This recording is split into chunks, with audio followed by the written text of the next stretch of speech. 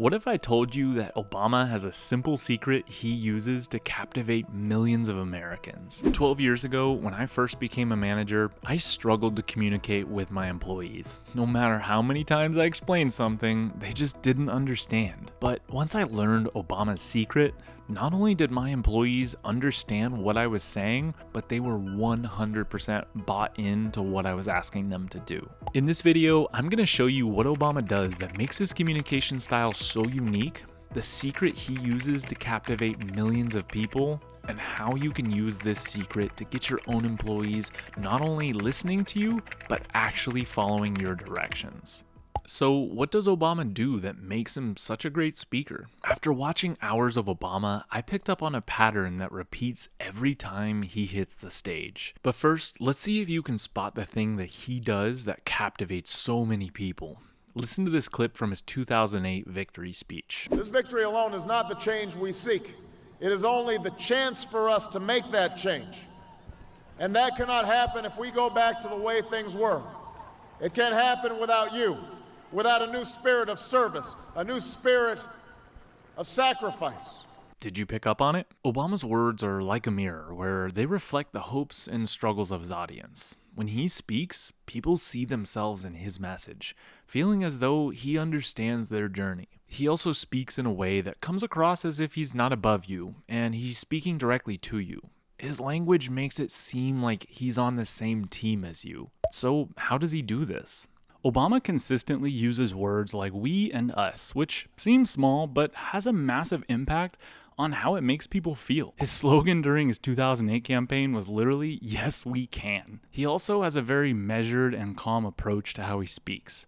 This makes him come across as calm and collected, which unconsciously signals to us that he is in control. As humans, we are wired to look towards some sort of figurehead. So when someone comes across in control, we automatically want to follow that person. So how can you use this? It's as simple as when you speak to your team, you want to come across as composed and in control. This is something that definitely takes some practice. Some days are going to be harder than others, but you have to make a habit of coming across cool and collected, regardless of what's going on. As well, when you speak to your team, always use terms like we and us. When I ask my team to do tasks, I say things like, we need to start cleaning, or we need to start doing some sales calls. This will make your employees feel like you're on their team. When they feel like you're on their team, they're going to be more receptive of you. But is that all? Is sounding calm and using inclusive language enough to get real buy-in from your team? Not quite.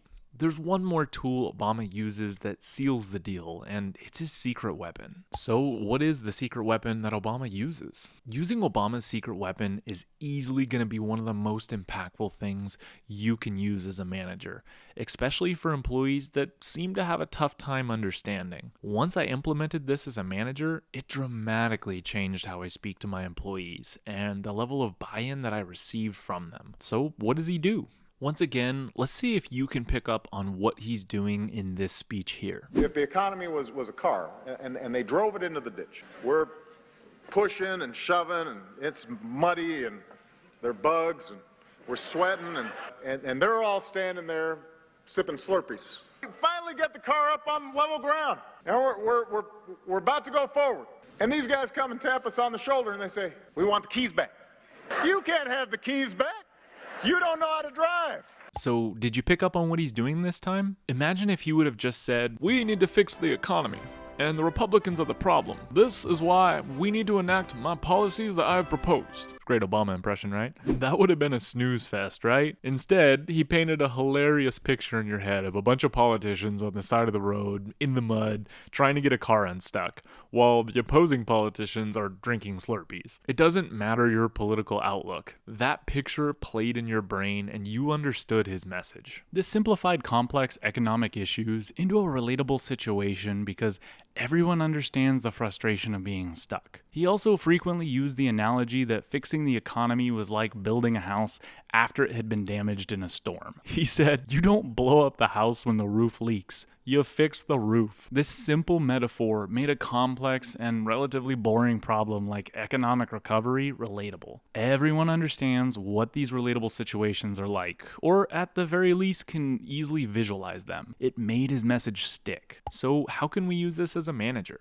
If you can take complex issues and make them relatable to your employees, you're going to be able to make your message stick. This will save you time and stress because your employees will grasp the concept you're trying to relay to them much faster, and they'll be fully bought in. However, coming up with metaphors is harder than telling an Obama superfan that he wasn't exactly the perfect president. Except for that smile. Look at that handsome guy. So, what's the easiest way you can use metaphors with your employees? Without a proper structure, this is going to be the hardest part for most managers. Coming up with an analogy to relate an idea is not the easiest, especially an analogy that people resonate with. However, once you use my system, you'll be able to come up with relatable analogies with ease. So, how do we do that? I'll show you an example. I hired this kid named Sean to work a front desk job at my gym. During the interview and new hire process, I learned that he loves football. As a big football fan myself, I took mental note of this. During the new hire training process, I was teaching him about how our front desk team members are responsible for what I call playing defense, or basically, they just need to make sure no one is coming into the gym without an active membership. At first, this didn't seem to click with him the way I was explaining it, so I said, when a football team's defense sets up for a goal line stand, what don't they want to have happen? To which Sean quickly said, they don't want the offense to get the ball in the end zone. I told him exactly. Think of yourself as the goal line defense, and the end zone is the gym. The people trying to get in or sneak into the gym without a membership or a past due membership, those are the offense. You gotta stop them at all costs. When I tell you I visibly saw the light bulb click in his head after this, you could tell right away that he got it. So how can you do this? You need to take the time to learn about what excites your employees, whether it's sports, hobbies, or their interests. Using generic analogies